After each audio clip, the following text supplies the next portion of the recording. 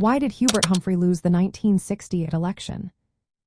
Have you ever wondered how a candidate with such a rich history in politics could lose a presidential election?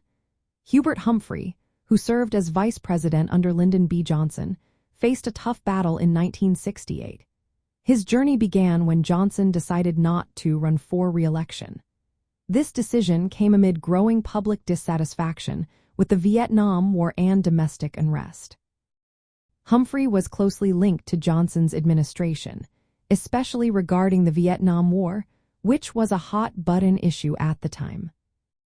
Many voters, particularly younger ones and anti-war activists, were opposed to the war. This made it challenging for Humphrey to separate himself from the policies that many Americans were unhappy with. His campaign started late because he entered the race after Johnson's withdrawal. Unlike his rivals, Senators Eugene McCarthy and Robert F. Kennedy, who had grassroots support, Humphrey relied on political insiders and party bosses to secure delegates. The summer of 1968 was marked by significant turmoil. The assassinations of Martin Luther King Jr. and Robert F. Kennedy shook the nation. There were riots in cities and intense protests against the Vietnam War and social inequality. While Humphrey promoted a message of unity and optimism, many Americans felt disconnected from his approach.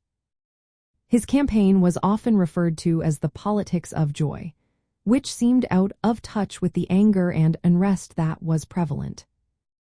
The Democratic National Convention held in Chicago that year was chaotic. Violent clashes between police and protesters further damaged the party's image and hurt Humphrey's campaign. His choice of running mate, Senator Edmund Muskie, did not energize the electorate as hoped.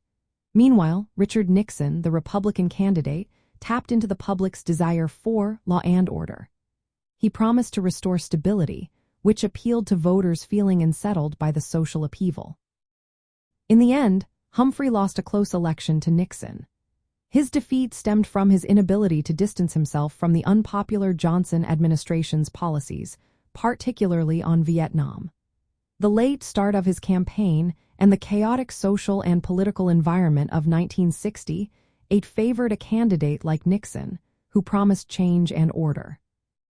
Despite his strong civil rights record and years of public service, many viewed Humphrey as part of the establishment that was out of sync with the nation's mood during one of the most turbulent times in American history.